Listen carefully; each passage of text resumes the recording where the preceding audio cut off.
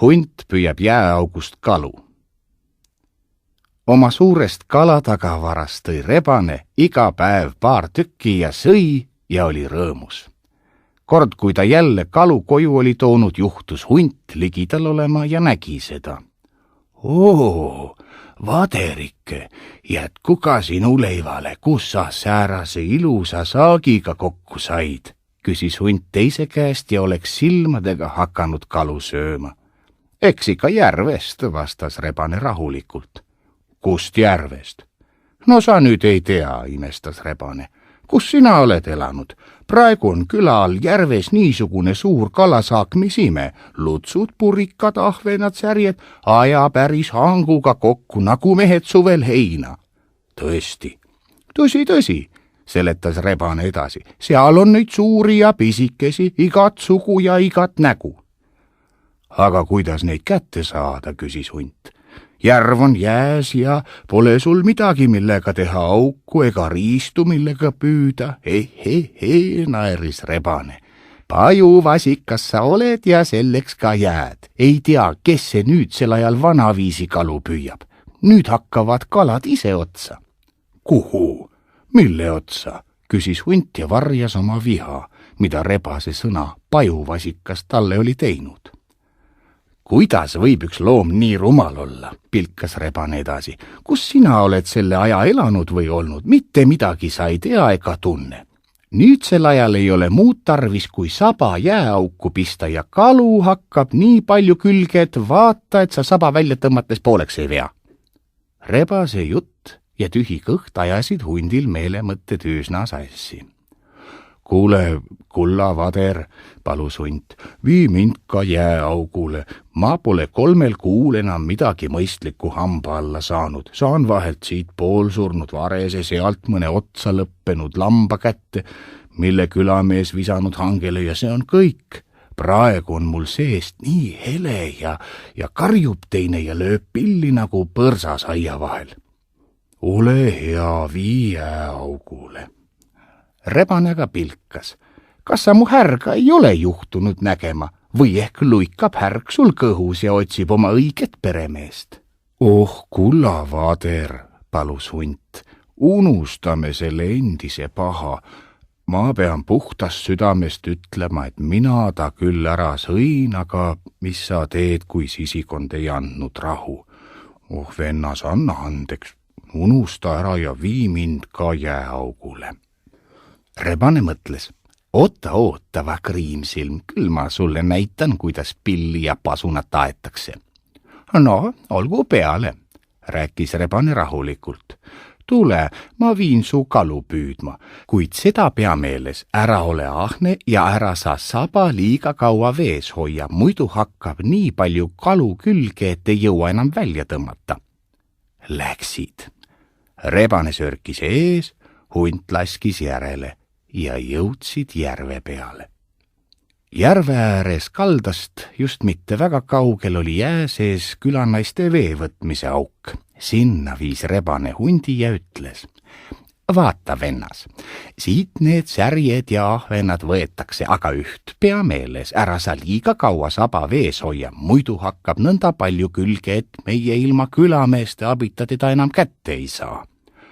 Pole viga, rääkis hunt, küll ma katsun meeles pidada. Hunt pistis saba jääauku ja hakkas ootama. Rebane aga ütles, ma lähen seniks külasse, vaatan, kuidas sealpool elatakse. Ilm oli selge ja tähed sirasid taevas, lumi sätendas ja hiilgas väljadel ning põldudel nagu klaas. Aiateibad paukusid, jää naksus ja lõi pragusid. Hunt ootas ja ise aga mõtles. Olgu nüüd lugu, kuidas on, aga nii ruttu ma küll saba välja ei tõmba. Ja hoidis veel. Juba hakkas sõel looja minema ja koidutäht oma kollaka kumaga täherikast taevast valgustama, kui hunt katsus saba tõmmata. Oli kaunis raske juba. Eks hoiab veel, mõtles hunt ja hoidis edasi. Hommikupoolne taevaserv lõi kumama, punane helk värvis silmapiiri.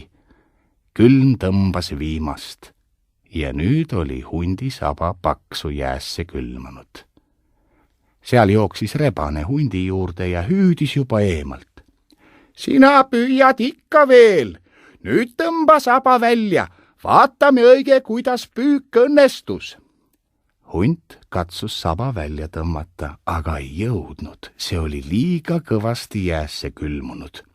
Ei jõua, küsis rebane. Ei, vastas hunt ahastuses. Seda ma juba arvasin, et sa oled ahne, liiga palju kalu on küljes, las ma hirmutan. Rebane hakkas 2 käpaga jää pihta patsutama. Haks, teie üleannetud, haks, teie näljased, või ei lase lahti, musttuhat küljes. Tõmba, tõmba, tõmba ehk jõuad, siis on nälg jüripäevani majast kadunud. Hunt sikutas, venitas, ei midagi. Oota natuke, vennas, lausus rebane, ma jooksen külasse ja toon abi. Naeratas ja lippas küla poole.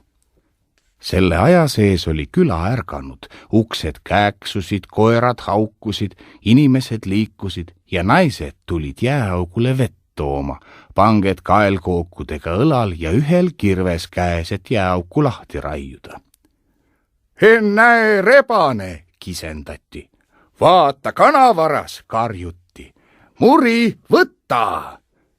Hassetati koeri rebase peale.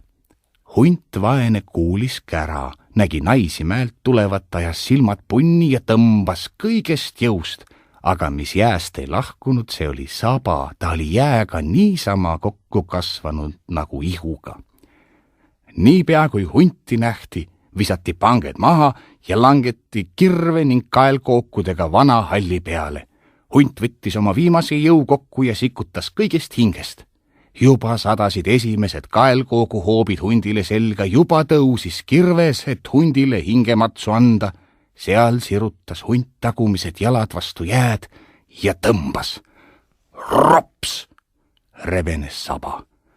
Karjatus kõlas hundi kõrist ja jalgadele valu andes lidus hunt metsa poole. Rebane oli selle aja sees karjakoeri järele saanud ja et neist vabaneda, jooksis ta hundi teest risti üle. Koerad kargasid põgeneva hundi peale ja rebane pistis rahuga oma teed. Hundil oli enne suur peatükk läbi teha, kui kiusajatest lahti pääses.